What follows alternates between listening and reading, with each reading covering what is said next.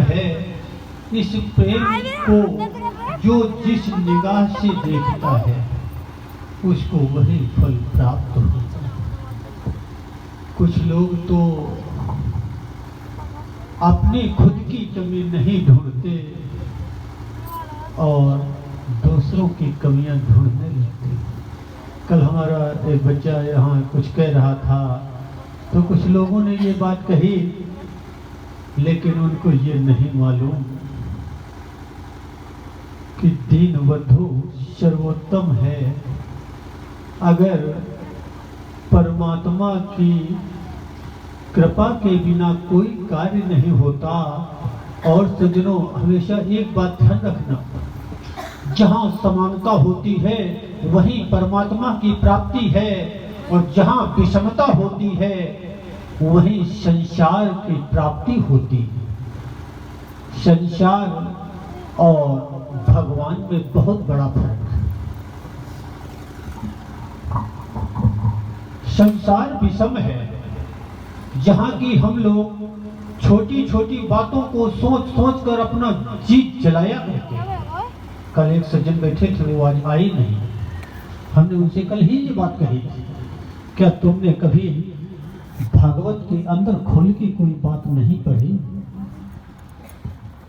जो मनुष्य एक घर में जैसे दूध गर्म करती है ना नारियां, और गर्म उबलते हुए दूध में पानी डालते हैं ना तो दूध बैठ जाता है। जो लोग किसी को छोटा बनाने के लिए यदि अपनी उसमें महानता रखने के लिए ये कोशिश करते हैं कि मैं इसको अपने मतलब ज्ञान की दृष्टि से इसको हम नीचा बताते हैं। कल जब शाम को हमने सुना तो वो सज्जन यहीं खड़े थे। सज्जनों, यदि एक कोई आदमी परमात्मा के पास पहुंचेगा तो क्या परमात्मा उसको अपने से दूर कर देगा? ऐसा कभी नहीं हो सकता। भगवान तो यहाँ तक कहते हैं कि हरि को केवल प्रेम हो प्यारा, जाति पात नहीं करही विचारा। सज्जनों, हम एक दिन आ रहे थे, हमारे साथ एक संत जी बैठे हुए थे। संत जी ने देखा हमारे को और हमारे प्रेमी भक्तों को। हमारे यहाँ कुछ वाल्मीकि के यहाँ घर बने हुए हैं, वो बच्चा अपनी जान खो देते हैं। जैसे ही हमारी मोटरसाइकिल देखते हैं ना, वो दौड़ के आ जाते हैं और पैरों पे गिर जाते हैं, फिर बड़ी देर मचलते रहते हैं। जब तक उनको हम उठाते नहीं तब तक वो छोड़ते नहीं। वो संत जी हमारे साथ मोटरसाइकिल पे थे। जैसे ही हम मोटरसाइकिल खड़ी कर दी, बच्चे नहीं उठे तो मोटरसाइकिल छोड़ दी, बच्चों को उठाया। थोड़ी देर बाद वो हमारे से बोले, ये तो बच्चे वाल्मीकि हैं। हमने कहा इससे क्या हुआ? बच्चे वाल्मीकि हैं, इसमें कोई फर्क है क्या? बोले नहीं, हम तो नहीं बैठेंगे। हमने कहा महाराज बिल्कुल आप चले जाओ। यदि हमारे को नरक दे दे परमात्मा तो हमें परवाह नहीं है, पर किसी की आत्मा दुखाना ये हमारे को मंजूर नहीं है। अरे परमात्मा नरक देगा हमारे को, लेकिन अगर 10 आत्माएं हमारे से सुखी हैं तो एक हमारे को नरक भोगने में क्या तकलीफ है? और अगर 10 आत्माएं हमारे से असंतुष्ट हैं, हमारे को आप प्रधानमंत्री बना दो, तो उस राजा के पद को भोगने से हमारा क्या भला हो सकता है? जबकि ये नहीं मालूम कि भगवान तो केवल फकीर को मिलते हैं, पैसे वाले को नहीं। आपने सुना होगा हमारी देवियां घर में गाना गाया करती हैं। हमने गीत सुना था कि जाने का तारो सदन कसाई, फलाने ठिकाने का तारो। ये हमें गाना याद नहीं है, लेकिन लास्ट के 2 शब्द याद हैं जो देवियां कहती हैं कि तारो सदन कसाई। सज्जनों, जिसके यहाँ परमात्मा रह सकता है तो हमारे को उसके स्पर्श से दोष क्या है? आज केवल इसी बात से जो हम लोग छोटा और बड़ा विचार करने लगे तो हम लोगों के बड़े आदमी की इज्जत अब नहीं होती। पैसा कितना बना रहा है, 10 करोड़ रुपए हो लेकिन इज्जत नहीं है। क्यों? उनके हृदय में दूसरे के प्रति प्यार नहीं है। एक सज्जन हमारे से बोले, अरे महाराज जी आप तो जोहरी नगरा में मंदिर क्यों बनवाया? हमने कहा भाई क्यों? बोले अब वो लोग तो हमारे से राम राम नहीं करते। हमने कहा ऐसा है, आप कल चलना हमारे साथ। जब वो हमारे साथ गए तो छोटे से लेकर के बड़ा तक सब पैर छुए, वो देख के रह गए। तो कहते ये हैं कि जरा किसी को अपने हृदय में बैठाल के तो देखो, यदि किसी प्रकार से हमारे से या किसी बच्चे से या और अन्य किसी से गलती हो जाए, उस गलती को अगर आप में हिम्मत है तो भेद के द्वारा घर में बताओ कि लाला तुम ये गलत कर रहे थे और हमारे को ऐसा नहीं समझ में आया, या तो हमारे को समझा दो, तब तो आपकी मान्यता है। लेकिन अगर समाज में किसी प्रकार से तुम उसे ये जलील करो, ये महानता नहीं है बल्कि ये धृष्टता है। तो सज्जनों, भगवान राम, मैया गंगा, आपने सबने कहानियों में या वेदों में या कथाओं में सुना होगा कि मन चंगा तो कठौती में गंगा। महाराज, जिनके कठौते में गंगा आई थी वो कौन थे? भक्त रैदास। भक्त में वो ताकत है जो कि भगवान भी भक्त से हार जाते हैं। भक्ति में वो शक्ति है कि त्रिलोक, पूरा त्रैलोक घबराता है। कहते हैं तपबल शेष धय मही भारा, तपबल शंभु करें संघारा।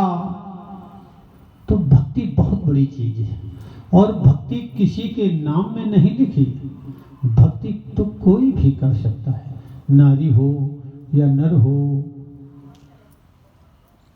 इससे केवल हमारे को तो उन सज्जन की बात एक ही समझ में आई कि शायद ये सोच रहे होंगे कि हमारे इतना ज्ञानी कोई नहीं। हमारे को डर नहीं था। हमने कल उनसे शाम को तुरंत कहा, हमने कहा अगर आप एक प्रमाण हमारे को दे दो, निषाद राज कौन थे? निषाद राज को भगवान राम ने सीने से लगाया और अभी आज तक हमारे को भगवान राम सीने में लगाने नहीं आए, क्योंकि हमारे हृदय से ईर्ष्या और जलन कभी निकलती नहीं। मैं तो यही सोचता हूँ कि जो ऊपर बैठे हैं वो हमारे नीचे बैठे और हम ऊपर बैठे हैं। और अगर सज्जनों जरा से सर झुका करके देख लो, जब पेड़ में फल आता है तो पेड़ नीचे को झुक जाता है, और जब शुद्ध आदमी के पास दौलत होगी तो वो और नीचे झुक जाएगा। यही महानता है। और फिर वो छोटे छोटे जो आदमी होते हैं ना, वो थोड़ी सी संपदा में बौखला जाते हैं।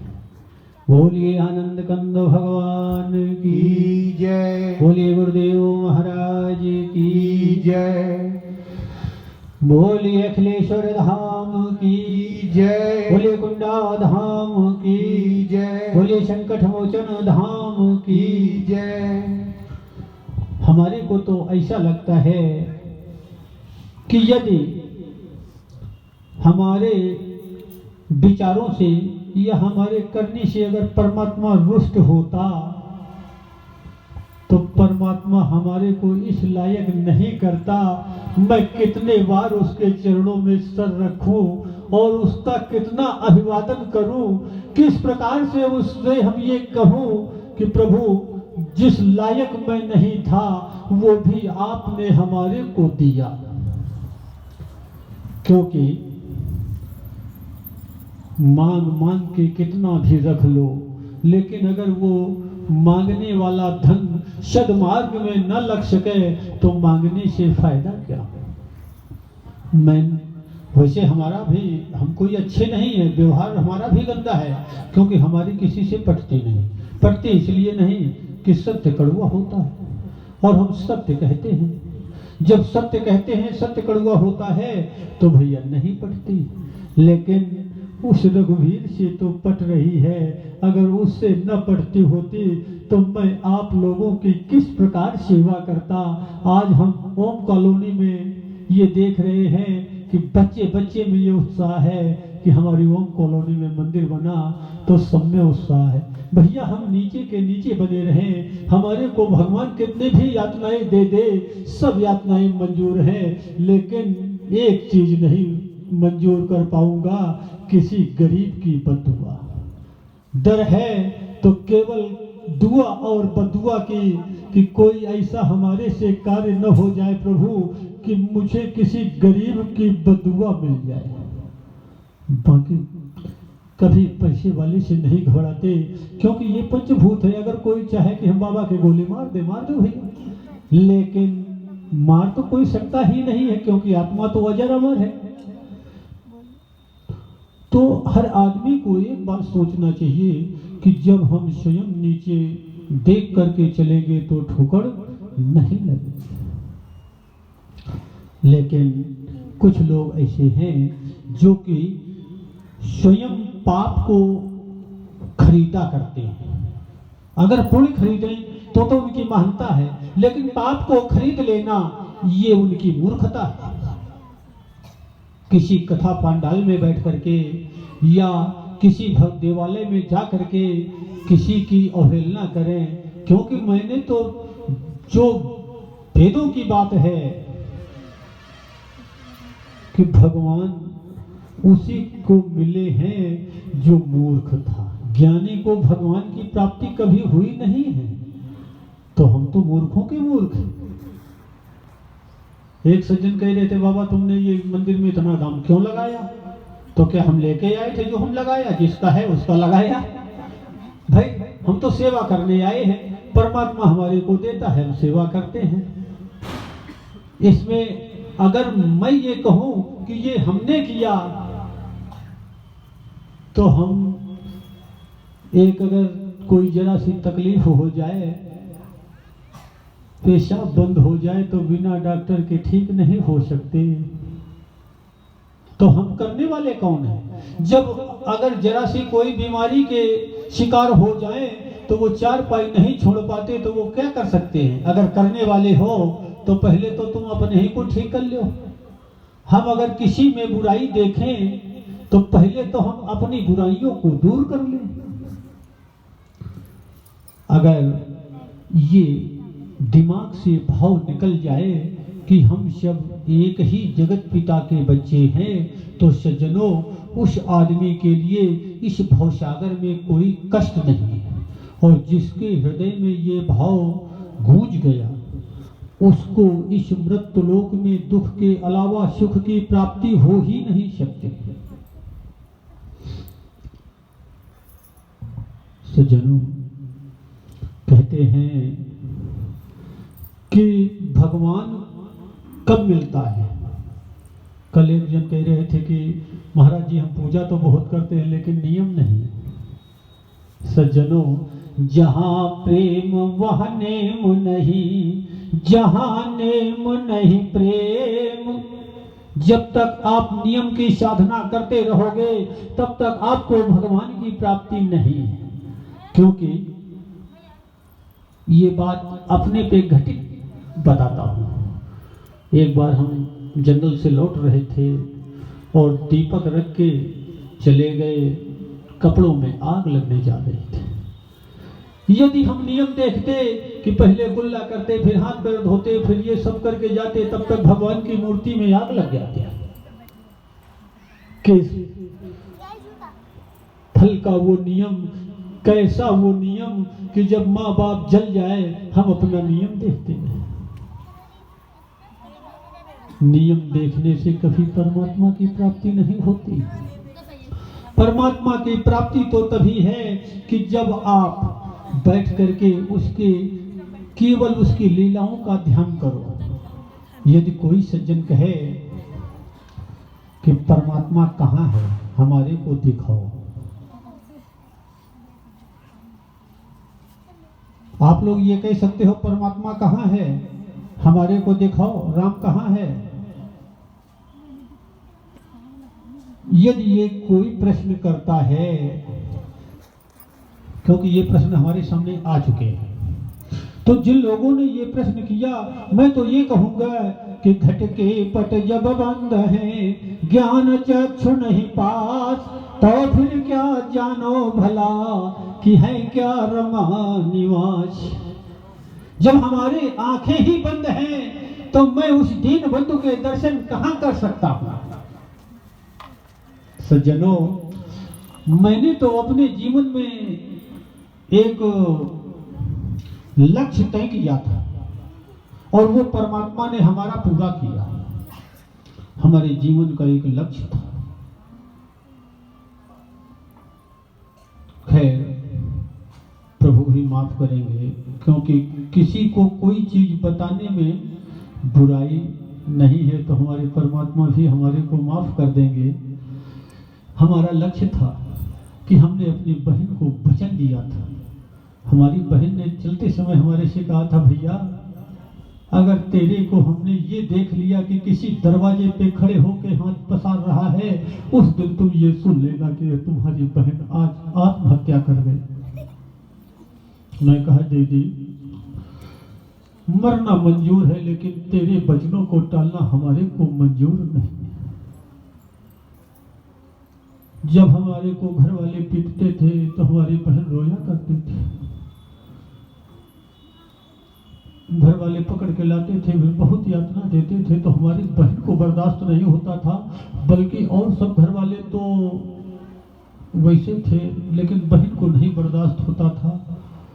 हमारी बहन और हम दोनों एक साथ कमरे में बैठे। हमारी बहन ने केवल 2 शब्द कहे थे कि भैया मैं ये नहीं मना करती कि तुम महात्मा ना बनो, लेकिन ये जरूर कहती हो कि अगर भाग के जाना तो महात्मा बनना, भिखारी मत बन जाना। हमने कहा, दीदी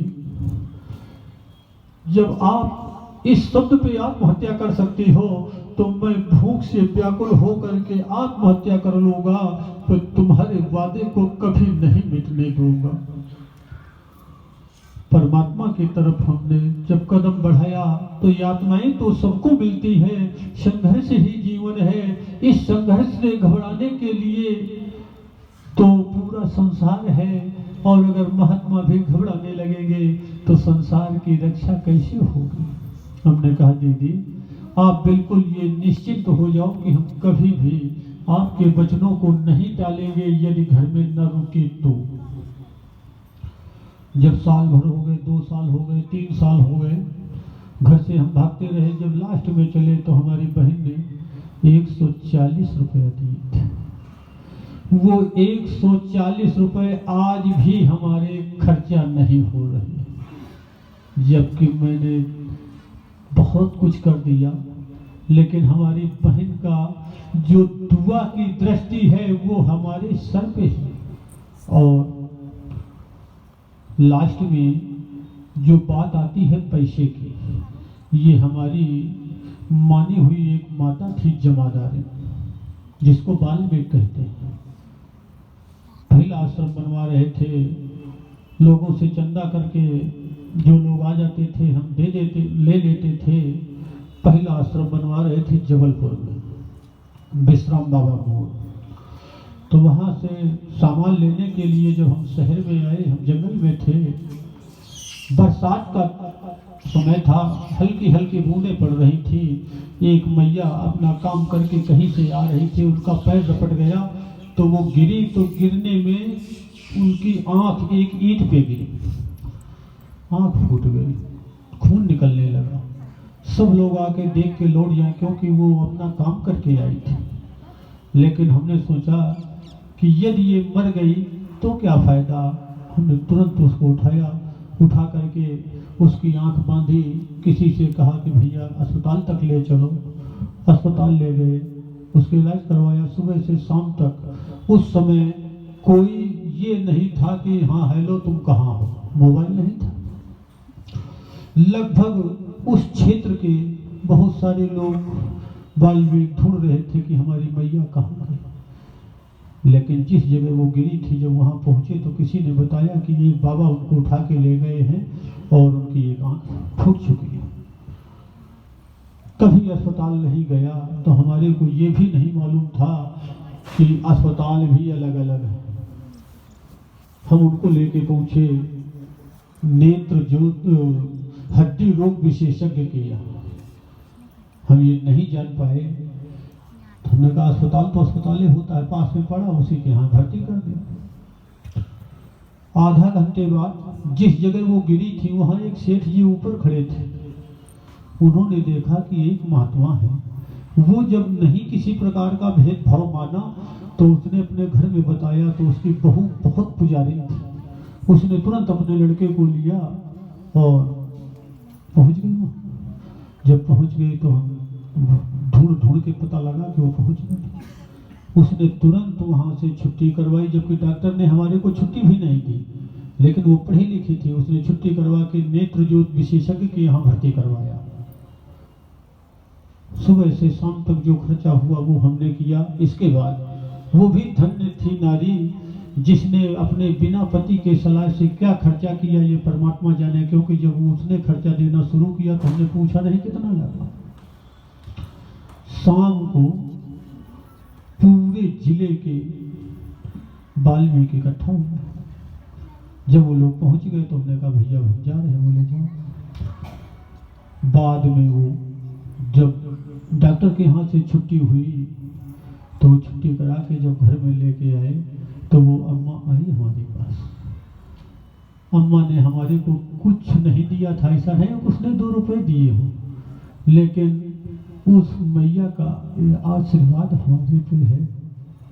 मैया ने रो रो के हमारे से कहा कि बेटा आज के बाद तेरे पे पैसा कभी घटेगा नहीं। ये हमारी आत्मा के बोल। वही एक माँ का आशीर्वाद, हमारी बहन का वचन कि आज तक हम ये नहीं समझ पाए कि हम कितना पैसा खर्चा कर रहे हैं और परमात्मा देता है। जबकि एक बाप अगर एक लड़का अपने बाप का 10-5 लाख रुपया बर्बाद कर दे तो बाप नाराज हो जाएगा, लेकिन हमारा बाप कभी हमारे से नाराज नहीं हुआ। हमने बहुत पैसा बर्बाद किया। ऐसा नहीं कि सारा पैसा मंदिर में ही लगाया हो। इतना दिमाग हमारा पागल है कि लाखों रुपए का सामान अगर समझ में ना आया उसी समय फड़वा देते हैं। तो ये भी तो हमारी एक कमजोरी ही तो है, लेकिन उसमें भाव केवल एक छिपा है कि किसी प्रकार से हम परमात्मा को जितना अच्छे से अच्छा देख सके, परमात्मा का घर जितना सुंदर लग सकता हो, वो हमारी एक जिज्ञासा रहती है। शायद इसलिए परमात्मा हमारे सारे दुर्गुणों को भुला देते होंगे। आपके यहाँ ये मंदिर बनवाया, हमारी ये आकांक्षा है कि ये जितना ही सुंदर बन जाए कि हमारे आने वाली पीढ़ी बच्चे भी ये सोचे कि किसी बाबा ने मंदिर बनवाया था, तो ये मंदिर ऐसा बने कि बच्चों के भी यादगार बना रहे।